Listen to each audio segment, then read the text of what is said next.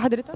أنا اسمي فرج عبد العليم، مدير التحقيقات السياسية في قطاع الأخبار اتحاد الإذاعة والتلفزيون. اهلا بك يا فندم. بك يا فندم. كنت عايز اعرف من حضرتك ايه رايك في تكريم الطلبه الاوائل للاكاديميه الحديثه للعلوم المتطوره؟ والله بص حضرتك، هو لازم لكل مجتهد النصيب، يعني التكريم ده يعني يخلي الطلبة حتى على الأقل إن يبقى الإنسان عنده هدف.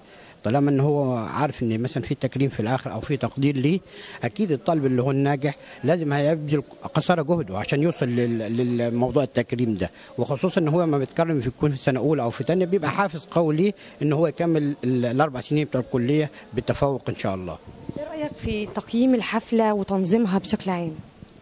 والله الحفله ممتازه يعني.